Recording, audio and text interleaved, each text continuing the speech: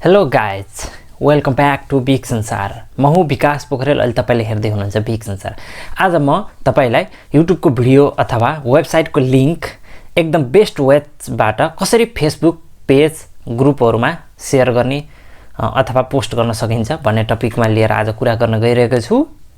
सबभन्दा पहिलो मेथडमा तपाईको फोटो मेथड रहेको छ, जुन तपाईले एउटा थम्बनेल टाइपको अथवा कुनै पनि युजर अथवा ग्रुपमा रहेका अथवा पेजसँग रिलेटेड युजरहरूलाई एट्र्याक्टिभ गर्ने खालको एउटा तपाईले थम्बनेल टाइपको फोटो बनाउनु पर्ने छ।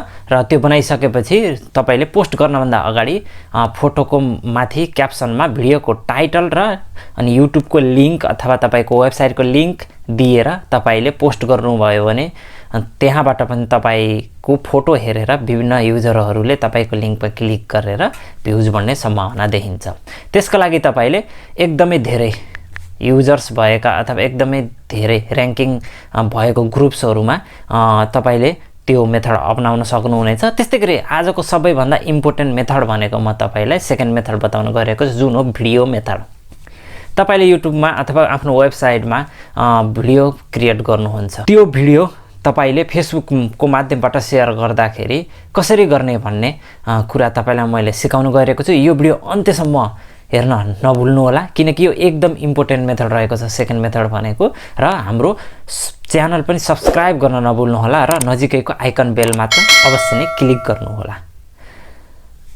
कसरी भिडियो मेथडबाट तपाईले आफ्नो भ्युज र्याङ्किङ गर्न सक्नुहुन्छ, त्यसको लागि सबभन्दा पहिला तपाईलाई दुईटा कुराहरू आवश्यक पर्दछ। एउटा थम्बनेल टाइपको फोटो, अनि त्यस्तै गरी अर्को भनेको तपाईलाई तपाईको कम्तीमा पनि 10 मिनेटको भिडियो छ भने त्यसबाट कटफेड गरेर ट्रिम गरेर तपाईले अलिकति हाइलाइट टाइपको भिडियो बनाउनुहोस् र त्यो हाइलाइट टाइपको भिडियो जुन फेसबुकमा अरू युजर्सहरूलाई एट्र्याक्टिभ गर्ने खालको होस् त्यस्तो तपाईले एउटा ट्रिम गरेर बनाउनुहोस्। त्यसपछि मैले यो ट्युटोरियल दिएको पुरा हेर्नुहोस् अनि र यही अनुसार फलो गर्नुहोस्। सबैभन्दा पहिला तपाईँ आफ्नो ब्राउजरमा जानुहोस्। म क्रोम ब्राउजरमा गएको छु। क्रोम ब्राउजरमा गएर फेसबुकमा म इन्टर गर्नेछु र फेसबुक ओपन भइसकेको छ र तपाईँले यहाँ फेसबुकमा यस्तो इन्टरफेस देख्न सक्नुहुन्छ। तपाईँ केही नगर्नुहोस्, तलपट्टि यहाँ देख्न सक्नुहुन्छ सिमोरको अप्सन, सिमोरमा जानुहोस्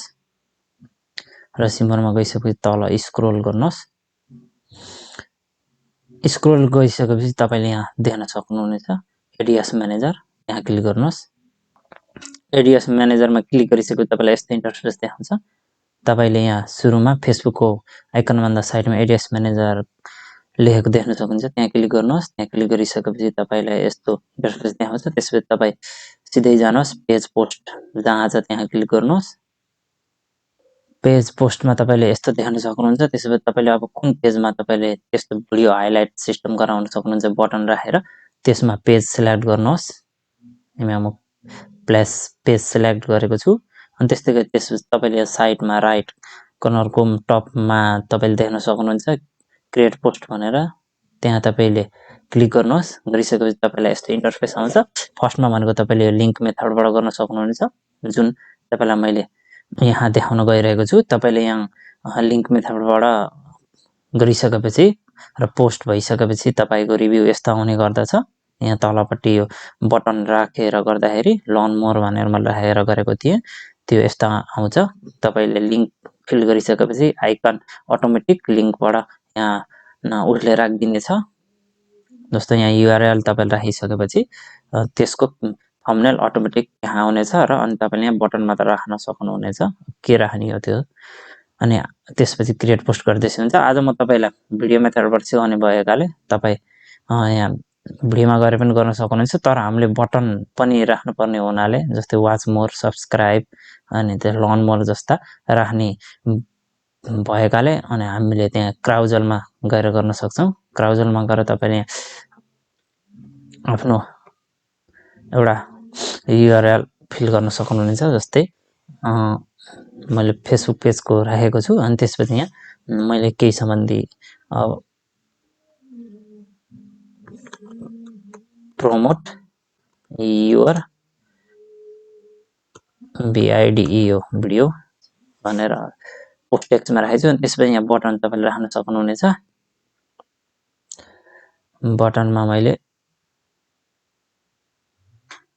जे राखे पनि हुन्छ, राख्दाखेरि कन्ट्याक्ट अस भनेर राखे पनि हुन्छ।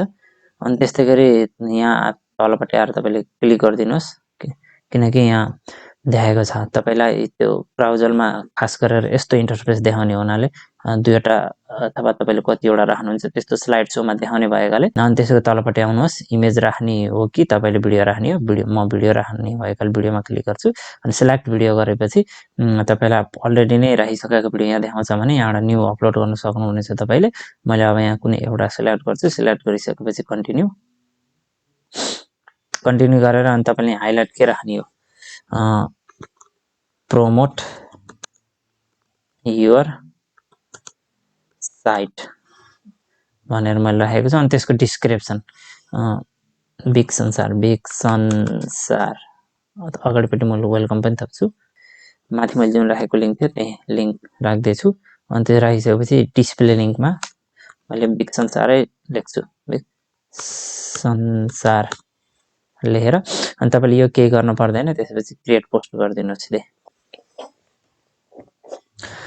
अनि तपाईँको अब यो क्रिएट हुँदैछ, अपलोडिङ हुँदैछ। क्रिएट गरिसकेपछि तपाईँ यहाँ देखाउँछ, रिफ्रेस गरिसकेपछि तपाईँले यहाँ क्लिक गरेर पनि हेर्न सक्नुहुनेछ। तपाईँलाई यस्तो इन्टरफेस देखाएको छ क्लिक गरेर हेर्दाखेरि।